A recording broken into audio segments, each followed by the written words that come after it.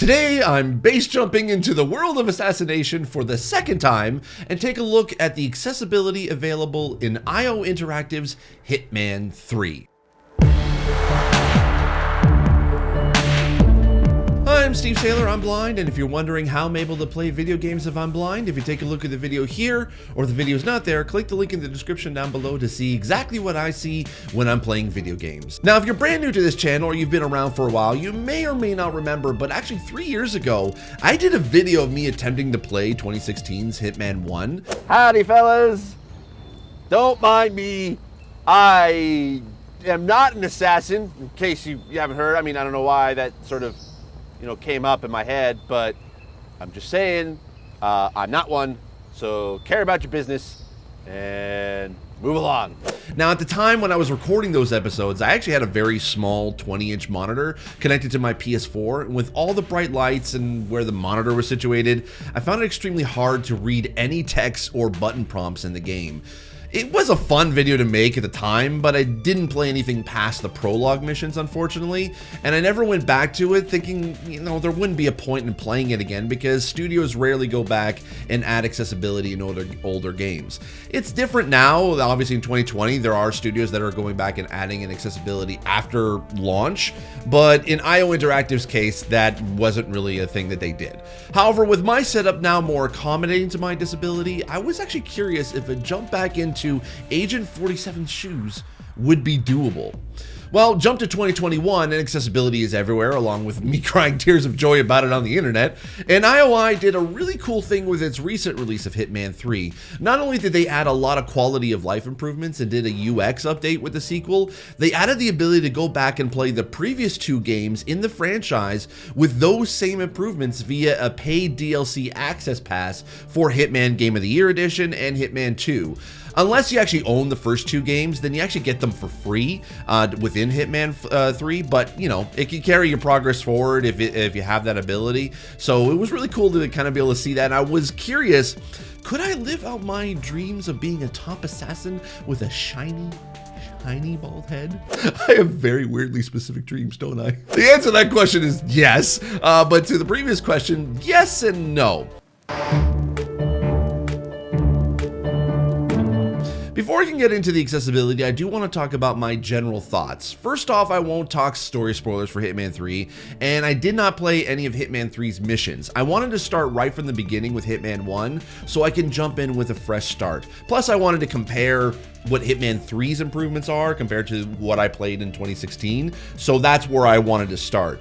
Which for accessibility purposes, I felt that was okay, as the same settings for Hitman 1's access pass in Hitman 3 are the exact same. Hitman was always a franchise that I felt was in good hands with IO Interactive. Even though I couldn't play it when it first came out, I did love the setting, the gameplay, and even the way they released the game was unique and intriguing with its episodic release for each mission. I'm even willing to put money where my mouth is in that I actually did buy the game in 2017 and Hitman 3 while also buying the Access Pass. Technically because I bought the original Hitman on PS4 and I bought Hitman 3 on Xbox Series X, so that's why I couldn't transfer over the progress to that. But I paid money to be able to play this game. The world of Agent 47 feels more and more like what the James Bond video game franchise should have evolved into.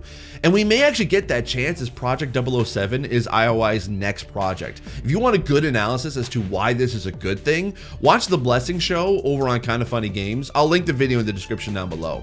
Now, as far as gameplay, I love the idea of an open sandbox of you've got a target, eliminate them however you want. In concept, it's a great idea with multiple possibilities playing out in each scenario. Overhear a conversation over here, disguise yourself as a private security guard over there, lead the target into an empty room over here, be on a high perch and snipe a target from way over there. The possibilities are open and ready for discovery. The tough part of the gameplay is figuring out what's the most fun way to accomplish your objective. The only problems I have with that is there's a lot of choice, but not a huge amount of direction. I may possibly need a bit more on the rails objectives than I actually realized until I actually played this game. I spent about, 2 hours actually trying to figure out the best way to complete my mission, which on average would take 20 minutes to do. Granted, it was the first mission that I went on. It was Paris, so I did get overwhelmed with everything that was in there and the choices that I had. So that's why it took 2 hours. But also mostly it's the perfectionist in me, and I would have multiple save points to go back to if I did something to mess up. I do actually that in most games, to be honest. It's mostly from a disability standpoint, because usually my screw ups are because I didn't see my surroundings or didn't react fast enough to counter a screw up. Either way though, this franchise keeps me wanting to jump back in with the difficulties I have with my disability. That's saying something. Don't know what, but that is saying something.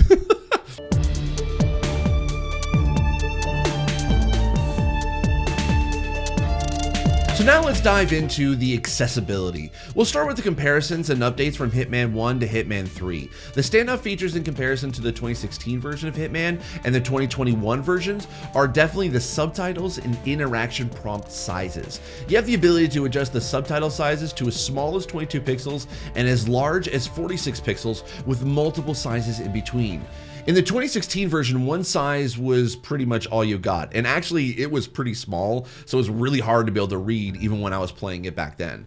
The interaction prompt sizes were also not in the 2016 version, but in Hitman 3, you can set them to small, medium, or large. I should point out though that these were also introduced in Hitman 2 in 2018, but what I do like about this version is that this is the ultimate all-in-one trilogy package with the ability to play all 3 games in the same game. There are other options and features that were tweaked along the way in the 4 years since the reboot launched, but most have been improvements on the original base game. A few minor things I wish that stayed in the same from 2016 for Hitman were the mission objectives. They actually were large in 2016, which I liked, but are smaller and pushed to more on the top left corner in 2021, which kind of makes it very difficult to read. But I mean, those are my personal nitpicks, so your experience will definitely be different in comparison to what I played.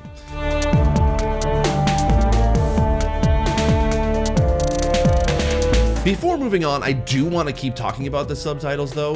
While I do love the size options and they have great readable, higher contrast font, you are missing some things. No subtitle background options and also no speaker tags. They do let you know when a new person is talking with a dash at the beginning of the sentence, but in a crowded room like the mission in Paris, you can barely see who is talking because the camera is too far away.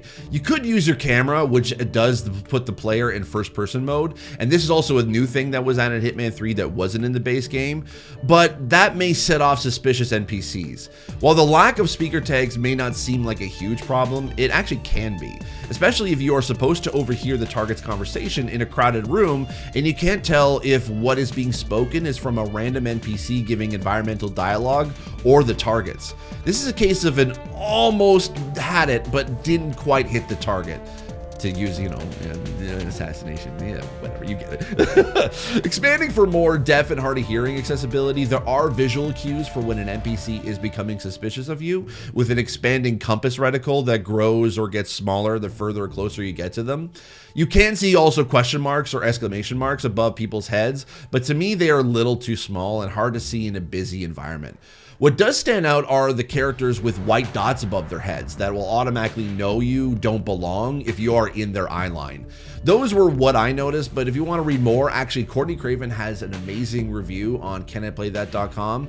I'll leave a link in the description down below.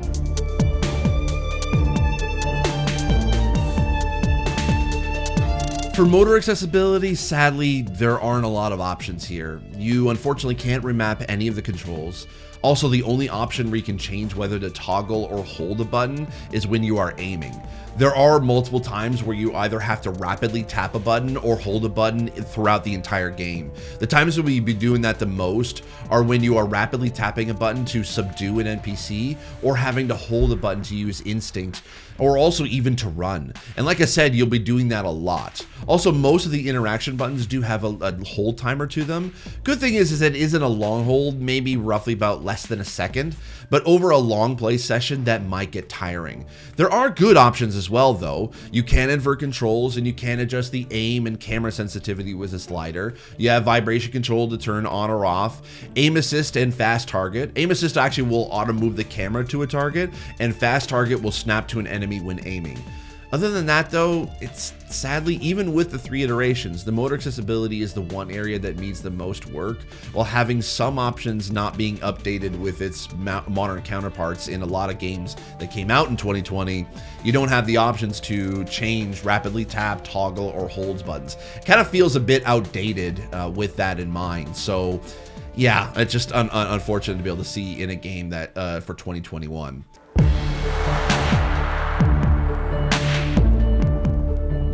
So let's jump into blind accessibility. There are definite UI improvements than from the first game, which are good, but also still need improvement. The menus are easier to see and navigate.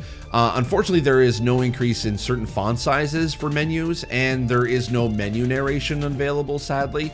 However, sometimes when looking at mission intel in the in-game menu, you will hear your oracle, to use a Batman term, and in your ear that does read the new objective. According to our intel, Helmut Kruger is friendly with Dahlia Margolis.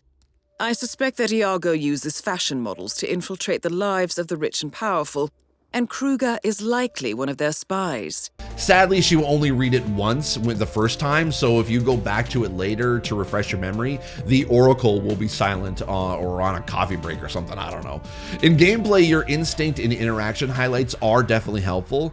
Could use a bit of a contrast boost, but otherwise makes things more comfortable for me to be able to see. In instinct mode, every NPC is highlighted in white, while your targets will always be in red. Even if you are far away from them, you can still tell where the target is at all times. So there's no like blurred effect the further away you get from your target. If you can see a bit of red off in the distance, you can tell that that is always going to be your target. You also have a light beige shade for items you can interact with, which are helpful, especially when you are finding smaller items to pick up while in a room. Like I said, they could use a contrast boost, and also you do have to hold down the left shoulder button to use it, but it is more useful than not. One useful feature that I actually did like while in instinct mode is that if you are overhearing a conversation, the entire background noise gets lowered and the conversational dialogue is more prominent and also directional. So if you move your camera, there is directional audio which can help you pinpoint where the conversation is happening in relation to you. In Moscow, espionage, profiteering, insider trading, quite the page turner. I see. There are some audio cues, but not a lot. They're mostly used for when an info box pops up or when an interaction ends, but they are also the same sound effect for each, so it's kind of hard to distinguish which is which. There is NPC dialogue that happens if people become suspicious of you, and a slight hiss sound that gets higher pitched if the election compass gets larger, but that's roughly about it, and sometimes it's even harder to hear in a sort of like busy environment. You can adjust the audio in the settings so you can be able to have the sound effects be more prominent, but even then I still kind of found it was difficult to sort of pinpoint what is actually happening. Basically, it is an improvement for sure from 2016 in comparison to 2021 from what I could tell, but you know, it honestly could have needed more.